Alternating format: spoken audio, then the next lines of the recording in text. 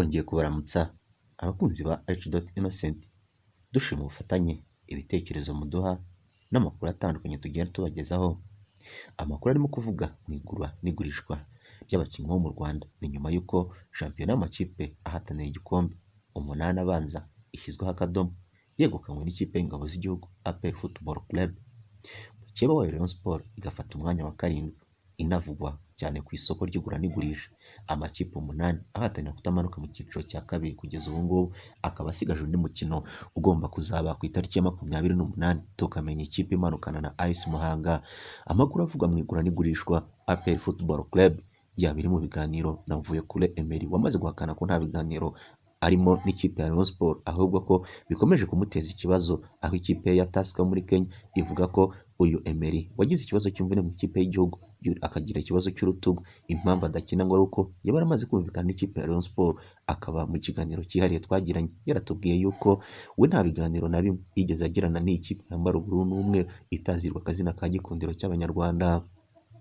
APR Football Club yaba iri mu biganiro na Mvuyekure Emery ikaba imukeneye ngo ayifashe kwitwara neza mu mwaka utaha w'imikino. Uyu munyezamu ibiganiro bye na Rayon Sport bikaba nta kintu gifatika byigeze bigeraho, kuko yifuzaga umushahara w'850,000 ikipe ikamwemera 500 ku kwezi, ariko akaza kutabyemera ubwo yari yaje gukinira ikipe y'igihugu.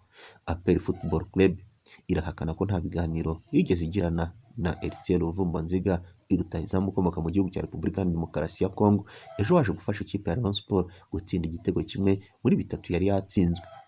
Eritiel Ruvumbanziga mu kiganiro cyihariye twagiranye yatubwiye yuko igihe azaba ari hano mu Rwanda nta yindi kipe azakinira uretse Rayon Sport, niramuka yujuje ibyo yayisabye nta kabuza azayikinira umwaka utaha, nubwo bigoranye kuko hari amakipe menshi arimo kumwifuza. Ikipe kandi ya APR Football Club nubwo ihakana ko nta biganiro agiranye na Ruvumba kuko atari mu bakinnyi ikeneye, ahubwo irashaka umukinnyi witwa Simbayano Mukunzi Yannick, ariko bigoranye kuko agifite amasezerano mu ikipe ye yo muri Sweet Sun Vikings. APR kandi ikomeje kongerera abakinnyi bayo amasezerano ni nyuma y'uko Olivier Sefu aganiriye na Prosper, umwe mu bashakaga ko agaruka muri ikipe ya Rayon Sport. Ni nyuma y'uko uyu mukinnyi yaramaze guhagarikwa n'ikipe y'ingabo z'igihugu APR Football Club. APR ibiganiro bya nyuma na Sefu biravuga ko nyuma y'aho uyu musore yanze kongera amasezerano muri APR ahabwa miliyoni 10 yahabwaga na bamwe mu bahoze bayobora Rayon Sport bari mu murongo wo kongera kuyubaka, baramwegereye bamwemera kumuha miliyoni 13 n'igice n'umushahara 800 ku kwezi.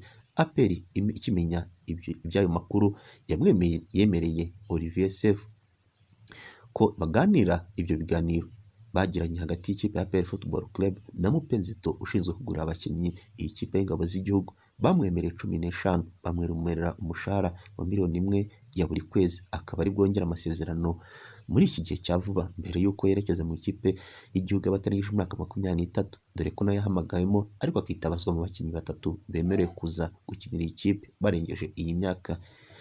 APR Football Club yatangiye gushaka umusimbura wa Ombalenga Fitina urimo kwifuza na Simba Sporting Club, aho iyi kipe yiteguye kumutangaho asaga 73,000 by'amadolari. Gusa APR ikaba irimo gushaka 85,000 by'amadolari kugira ngo imurekure, kuko yari yaramaze kongera amasezerano y'imyaka 2 muri iyi kipe, aho yatanzwe miliyoni 30 n'umushahara wa miliyoni 1 n'igice ya buri kwezi.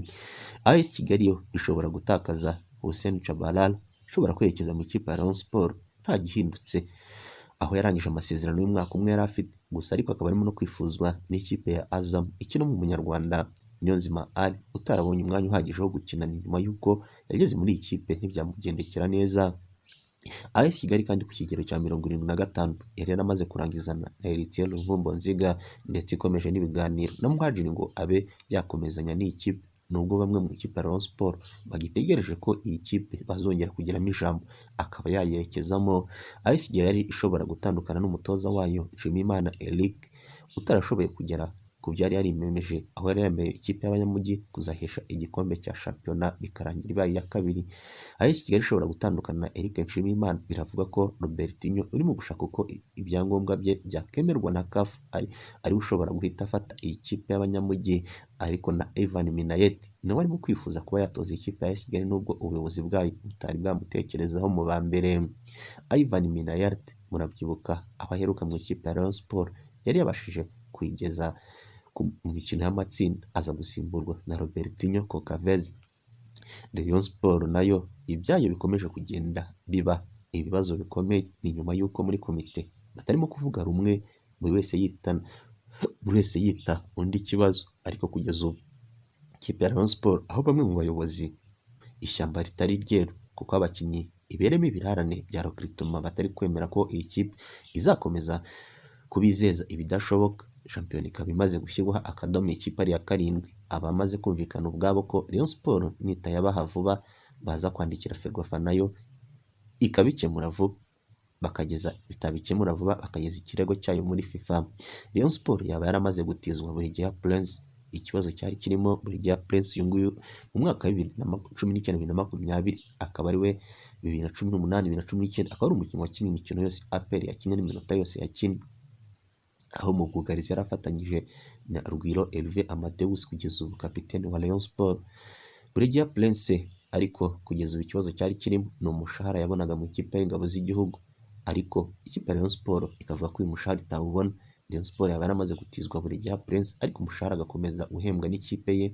Ni mu rwego rwo kumushakira aho ajya akabona umwanya uhagije wo gukina, kuko ari umukinnyi ukenewe mu minsi iri imbere.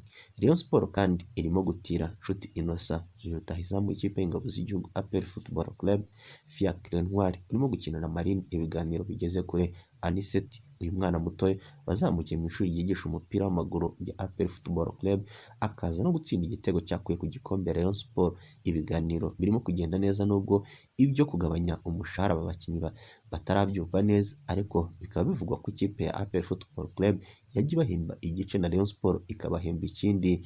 Musanze FC yamaze kumvikana na Mazimpaka Andre kuyikinira mu myaka 2 iri imbere, agahabwa miliyoni 5 z'amafaranga y'u Rwanda, akajya ahabwa umushahara w'ibihumbi 400 ya buri kwezi. Musanze FC nyuma yo kumvikana na Mazimpaka Andre kuyikinira, ni nyuma yuko muri Gasogi United bikomeje kugenda uyu muzamu ashinjwa ibibazo bitandukanye byo kuba yaragiye atamira amafaranga atandukanye. Abenshi muribuka ibibazo yagiranye n'umunyamakuru Horaho Axel bashaka kumutegura kugira ngo azahe ikipe ya Mukura Victory Sport amanota, ariko ayo majwi akaza gushyirwa hanze na Andre Mazimpaka. Kugeza ubu ngubu ikipe ya Musanze kandi ikomeje kugenda nayo yiyubaka mu buryo butandukanye.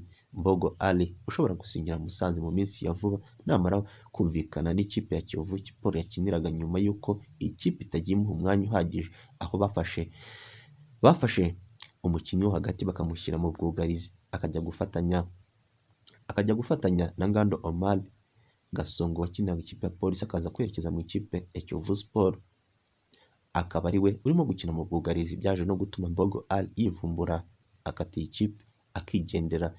Bivugwa ko ashobora no kuzirukanwa uyu Mbogo Ali, akaba yakerekeza mu ikipe ya Musanze. Abenshi bati imodoka yatwaraga Rayon Sport yagiye hehe ko tutongeye kuyibona, aho tubona amafoto yararenzweho n'ivumbi. Bisi ya Rayon Sport nyuma yo kunanirwa kuyishyura ngo bayicyure, ubu Akagera Business Group barifuza kumvikana na Rayon Sport bakayibasubiza bakajya bishyura abonetse. Hashobora no kugira ayo Akagera Business Group yemera guhomba agera kuri miliyoni 18. Ariko ibi ngibi nabyo Rayon Sport ikaba itarimo kubikozwa, nyuma y'uko bavuzwe ko iyi kipe yaba yarahangitswe bisi itari ku rwego rwayo, bisi igira ibibazo bitandukanye. Gasogi United nyuma yo kudahirwa no gushora amafaranga menshi ku isoko, yaba iteganya gahunda yo gusigarana abanyamahanga 3 gusa, ubundi ikubakira ku bakinnyi bakiri bato kandi badahenze. Nuko Gasogi yaguze abakinnyi benshi, aho bavuga ko byaba byarabaye ikibazo gikomeye ubwo Gasogi United yashukwaga n'umutoza witozaga Bokassa, akayigurira abakinnyi batandukanye bavaga mu gihugu cya Repubulika ya Demokarasi ya Kongo, batigeze banagaragara mu ikipe umukino n'umwe, kandi barishyuwe amafaranga yose. Hervé Beya uyu yatangwaga akayabo k'amafaranga, ariko no gukora imyitozo byabaye ingorabahizi. Haza uwo bari bataziriye Robert wari uvuye muri Kindo utarigeze anahamya umupira, nawe bikaza kuba ikibazo. Abanya-Brazil nta n'umwe wigeze ushobora gufunga uyu mupira. Abakinnyi benshi batandukanye, hakaza Umurundi wahawe amafaranga yarwanaga n'ikipe ya Rayon Sport, bikaza kurangira nta n'umukino n'umwe bakinnye. KNC na Gasogi United nyuma yo kudahirwa no gushora amafaranga menshi ku isoko, yaba iteganya gahunda yo gusigarana abanyamahanga 3 gusa kandi ubundi ikubakira ku bakinnyi bakiri batoya kandi badahenze. Ndayiragije Etienne wa Kiyovu Sport mu gihe Kiyovu Sport yaba itamuhaye abakinnyi arimo gushaka, araza kuba umutoza wa AS Kigali isaha n'isa.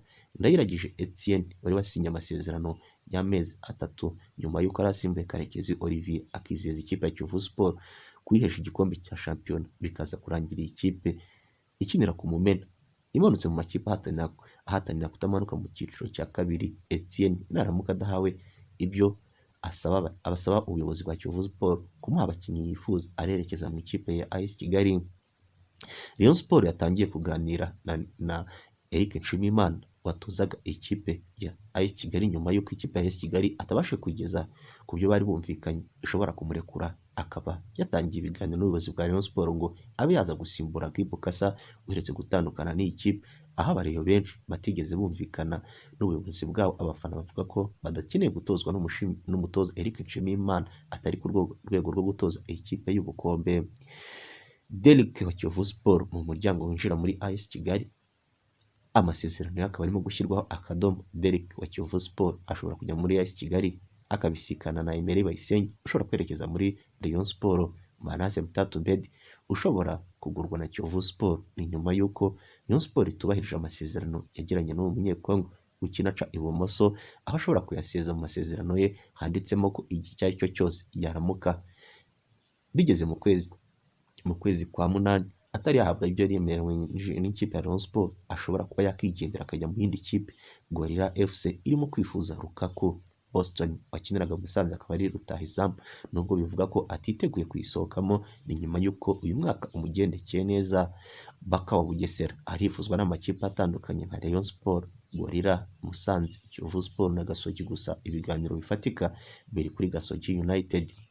Horaho Axel araza kugirwa umuvugizi wa Mukura Victory Sport, nubwo bamwe batarimo kubyemera muri Mukura Victory Sport Elwaziri, gusa ni nyuma y'uko perezida w'ikipe Mugabo Olivier afite amahirwe menshi yo kuyobora ishyirahamwe ry'umupira w'amaguru mu Rwanda Ferwafa. Horaho Axel araza kugirwa umuvugizi wa Mukura Victory Sport, nubwo bamwe batarimo kubyemera. Bukuru Christophe watandukanye n'ikipe ya APR Football Club yamaze kumvikana na Rayon Sport kwigarukamo, ni nyuma y'uko ashinjijwe kutitwara neza. Bukuru Christophe araba yambara umwenda w'ubururu n'umwe agaruka mu ikipe yari yagiriyemo ibihe byiza, akaza no kwitwaramo shampiyona. Rayon Sport irimo kwifuza ko akademi yayo igira imbaraga, niyo mpamvu hateganywa gushaka miliyoni 100 zo kuyishoramo. Adil Mohamed ubwe ashingiye ku by'ubuyobozi bwamwemereye birimo kugurirwa abakinnyi bakomeye, yihaye umuhigo kugera muri kimwe cya kabiri cya CAF Champions League. Nishimwe Blaise arasinya muri APR Football Club cyangwa AS Kigali, umubyeyi we aracyamureberera ahazamugirira umumaro, nubwo namusanze ngo yiteguye kumuha miliyoni 10. Gusa Nishimwe Blaise bikaba byakomeje kuba ikibazo, aho bibaza impamvu atahamagaye mu Mavubi atarengeje imyaka 23 kugeza ubu ngubu. Nishimwe Blaise arasinya muri APR cyangwa AS Kigali ni na nyuma y'uko abenshi, ariko amakuru ahari nuko yamaze gusinyira ikipe ya Rayon Sport imyaka 3. Gusa Nishimwe Blaise imyitwarire ye nyuma y'ikibuga ikaba ikomeje kugenda itera inkeke abamukurikirana. Kugeza ubu ngubu Nishimwe Blaise akaba yarafashije ikipe ya Rayon Sport akaza no guhamagarwa mu ikipe nkuru y'Amavubi.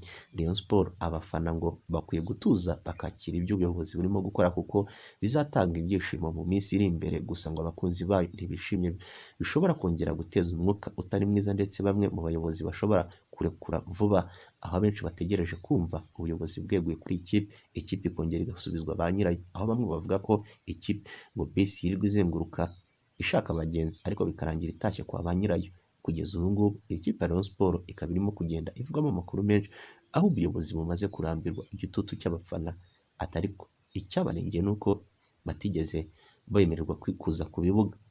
Rayon Sport abafana ngo bakwiye gutuza bakakira iby'ubuyobozi